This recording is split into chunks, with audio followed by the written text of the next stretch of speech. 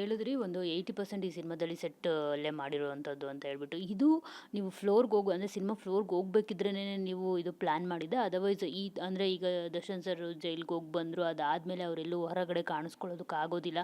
So ಹೀಗಾಗಿ ಪಬ್ಲಿಕಲ್ಲಿ ಮಾಡೋದು ಬೇಡ ಲೈವ್ ಲೊಕೇಶನ್‌ಗಳಲ್ಲಿ ಸೆಟ್ಟಲ್ಲಿ ಮಾಡೋಣ ಅಂತ ಡಿಸೈಡ್ ಮಾಡಿ ಅಷ್ಟೊಂದು ಆಗಿದ್ದಾ ಹೇಗೆ ಅಂತ ಹೇಳಿ? ಇಲ್ಲ ಮ್ಯಾಮ್, ಇದು ವೆರಿ ಬಿಗಿನಿಂಗಿಂದನೂ ನಾವೆಲ್ಲ ಪಕ್ಕ ಪ್ಲ್ಯಾನ್ಡ್ ಇದು. ಈಗೇನಿತ್ತು ಎಲ್ಲನೂ ಎಲ್ಲೆಲ್ಲಿ ಅಂತ ಶೆಡ್ಯೂಲ್ ಮುಂಚೆನೇ ಫಿಕ್ಸ್ ಆಗ್ಬಿಟ್ಟಿರುತ್ತೆ. ಆಮೇಲೆ ನಂಬರ್ ಆಫ್ ಡೇಸ್ ಯಾವಾಗ ಕಾಲ್ ಶೀಟ್ ಸಿಗುತ್ತೆ ಅದ್ರ ಥರ ನಾವು ಸ್ಟುಡಿಯೋಸ್ನ ಬುಕ್ ಮಾಡಿರ್ತೀವಿ. ಅದು ಅದೇ ಥರನೇ ಆಗಿರೋದು. ಬಟ್ ಈ ಸಲ ಏನಂದ್ರೆ ಸೆಕೆಂಡ್ ಶೆಡ್ಯೂಲಲ್ಲಿ ದರ್ಶನ್ ಸರ್ದಂತೂ ತುಂಬ ಹಾರ್ಡ್ ವರ್ಕ್ ಇತ್ತು. ನೈಟ್ ಆ್ಯಂಡ್ ಡೇ ಮಾಡೋರು. ಬೆಳಗ್ಗೆ 9ಗೆ ಬಂದು ಸ್ಟಾರ್ಟ್ ಮಾಡೋರು, ಮಧ್ಯರಾತ್ರಿ 3 ಗಂಟೆವರೆಗೂ ಮಾಡಿದ್ದಾರೆ.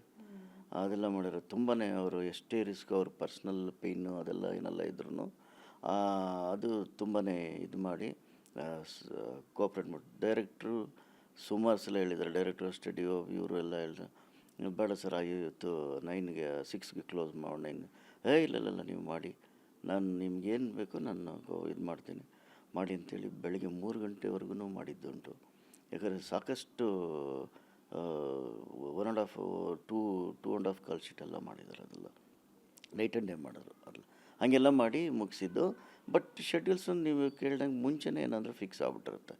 ಇಷ್ಟಿಷ್ಟು ದಿನ ಇದು ಸ್ಟುಡಿಯೋದಿಷ್ಟು, ಇದ್ರದ್ದಿಷ್ಟು ನಿಮಗೆ ಗೊತ್ತಿರುತ್ತೆ. ಸ್ಕ್ರಿಪ್ಟ್ ಮಾಡ್ಬೇಕಾದ್ರೆ ಆ ಸ್ಕ್ರಿಪ್ಟಲ್ಲೇ ಈ ಎಪಿಸೋಡ್ ಇಷ್ಟು ಅಂತ ಹಂಗಾಗಿ ಮುಂಚೆನೇ ಫಿಕ್ಸ್ ಆಗಿತ್ತು ಮೇಡಮ್. ಇದಕ್ಕೋಸ್ಕರ ಪ್ರೆಷರಲ್ಲಿ ನಾವು ಈ ಟೈಮ್ ಎಲ್ಲ ಮುಗಿಸ್ಬೇಕು ಅಂತ ಇರಲಿಲ್ಲ. ಬಟ್ ಸರ್ ಏನಂದ್ರೆ ಅಷ್ಟು ಕೋಆಪ್ರೇಟಿವ್ ಮಾಡಿ ಮಾಡಿಕೊಟ್ರು. ಸರ್, ಇವಾಗ ನೀವು ಹೇಳಿದ್ರಿ ಒಂದು 80% ಈ ಸಿನಿಮಾದಲ್ಲಿ ಸೆಟ್ ಅಲ್ಲೇ ಮಾಡಿರುವಂಥದ್ದು ಅಂತ ಹೇಳ್ಬಿಟ್ಟು. ಇದು ನೀವು ಫ್ಲೋರ್‌ಗೆ ಹೋಗು ಅಂದರೆ ಸಿನಿಮಾ ಫ್ಲೋರ್‌ಗೆ ಹೋಗ್ಬೇಕಿದ್ರೇನೆ ನೀವು ಇದು ಪ್ಲಾನ್ ಮಾಡಿದ್ದಾ? ಅದರ್ವೈಸ್ ಅಂದರೆ ಈಗ ದರ್ಶನ್ ಸರ್ ಜೈಲ್‌ಗೆ ಹೋಗಿ ಬಂದ್ರು. ಅದಾದ್ಮೇಲೆ ಅವರೆಲ್ಲೂ ಹೊರಗಡೆ ಕಾಣಿಸ್ಕೊಳ್ಳೋದಕ್ಕೆ ಆಗೋದಿಲ್ಲ. ಸೊ ಹೀಗಾಗಿ ಪಬ್ಲಿಕಲ್ಲಿ ಮಾಡೋದು ಬೇಡ ಲೈವ್ ಲೊಕೇಶನ್‌ಗಳಲ್ಲಿ ಸೆಟ್ಟಲ್ಲಿ ಮಾಡೋಣ ಅಂತ ಡಿಸೈಡ್ ಮಾಡಿ ಅಷ್ಟೊಂದು ಆಗಿದ್ದಾ ಹೇಗೆ ಅಂತ ಹೇಳಿ? ಇಲ್ಲ ಮ್ಯಾಮ್, ಇದು ವೆರಿ ಬಿಗಿನಿಂಗಿಂದನೂ ನಾವೆಲ್ಲ ಪಕ್ಕ ಪ್ಲ್ಯಾನ್ಡ್ ಇದು. ಈಗೇನಿತ್ತು ಎಲ್ಲನೂ ಎಲ್ಲೆಲ್ಲಿ ಅಂತ ಶೆಡ್ಯೂಲ್ ಮುಂಚೆನೇ ಫಿಕ್ಸ್ ಆಗ್ಬಿಟ್ಟಿರುತ್ತೆ. ಆಮೇಲೆ ನಂಬರ್ ಆಫ್ ಡೇಸ್ ಯಾವಾಗ ಕಾಲ್ ಶೀಟ್ ಸಿಗುತ್ತೆ ಅದ್ರ ಥರ ನಾವು ಸ್ಟುಡಿಯೋಸ್ನ ಬುಕ್ ಮಾಡಿರ್ತೀವಿ.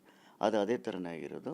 ಬಟ್ ಈ ಸಲ ಏನಂದ್ರೆ ಸೆಕೆಂಡ್ ಶೆಡ್ಯೂಲಲ್ಲಿ ದರ್ಶನ್ ಸರ್ದಂತೂ ತುಂಬ ಹಾರ್ಡ್ ವರ್ಕ್ ಇತ್ತು. ನೈಟ್ ಆ್ಯಂಡ್ ಡೇ ಮಾಡೋರು. ಬೆಳಗ್ಗೆ 9ಗೆ ಬಂದು ಸ್ಟಾರ್ಟ್ ಮಾಡೋರು, ಮಧ್ಯರಾತ್ರಿ 3 ಗಂಟೆವರೆಗೂ ಮಾಡಿದ್ದಾರೆ. ಅದೆಲ್ಲ ಮಾಡಿರೋ ತುಂಬಾ ಅವರು ಎಷ್ಟೇ ರಿಸ್ಕ್, ಅವ್ರ ಪರ್ಸ್ನಲ್ ಪೇಯ್ನು ಅದೆಲ್ಲ ಏನೆಲ್ಲ ಇದ್ರೂ ಅದು ತುಂಬಾ ಇದು ಮಾಡಿ ಕೋಆಪ್ರೇಟ್ ಮಾಡಿ. ಡೈರೆಕ್ಟ್ರು ಸುಮಾರು ಸಲ ಹೇಳಿದ್ದಾರೆ. ಡೈರೆಕ್ಟ್ರು ಸ್ಟುಡಿಯೋ ಇವರು ಎಲ್ಲ ಹೇಳಿದ್ರು, ಬೇಡ ಸರ್ ಇವತ್ತು 9ಗೆ 6ಗೆ ಕ್ಲೋಸ್ ಮಾಡಿ 9 ಇಲ್ಲ ನೀವು ಮಾಡಿ, ನಾನು ನಿಮ್ಗೇನು ಬೇಕೋ ನಾನು ಇದು ಮಾಡ್ತೀನಿ ಮಾಡಿ ಅಂತೇಳಿ ಬೆಳಗ್ಗೆ 3 ಗಂಟೆವರೆಗೂ ಮಾಡಿದ್ದುಂಟು. ಯಾಕಂದರೆ ಸಾಕಷ್ಟು 1.5 2.5 ಕಾಲ್ ಶೀಟ್ ಎಲ್ಲ ಮಾಡಿದ್ದಾರೆ. ಅದೆಲ್ಲ ನೈಟ್ ಆ್ಯಂಡ್ ಡೇ ಮಾಡೋರು. ಅದೆಲ್ಲ ಹಾಗೆಲ್ಲ ಮಾಡಿ ಮುಗಿಸಿದ್ದು.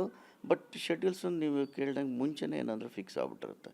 ಇಷ್ಟಿಷ್ಟು ದಿನ ಇದು ಸ್ಟುಡಿಯೋದಿಷ್ಟು, ಇದ್ರದ್ದಿಷ್ಟು ನಿಮಗೆ ಗೊತ್ತಿರುತ್ತೆ. ಸ್ಕ್ರಿಪ್ಟ್ ಮಾಡ್ಬೇಕಾದ್ರೆ ಆ ಸ್ಕ್ರಿಪ್ಟಲ್ಲೇ ಈ ಎಪಿಸೋಡ್ ಇಷ್ಟು ಅಂತ ಹಂಗಾಗಿ ಮುಂಚೆನೇ ಫಿಕ್ಸ್ ಆಗಿತ್ತು ಮೇಡಮ್. ಇದಕ್ಕೋಸ್ಕರ ಪ್ರೆಷರಲ್ಲಿ ನಾವು ಈ ಟೈಮ್ ಎಲ್ಲ ಮುಗಿಸ್ಬೇಕು ಅಂತ ಇರಲಿಲ್ಲ. ಬಟ್ ಸರ್ ಏನಂದ್ರೆ ಅಷ್ಟು ಕೋಆಪ್ರೇಟಿವ್ ಮಾಡಿ ಮಾಡಿಕೊಟ್ರು. ಸರ್,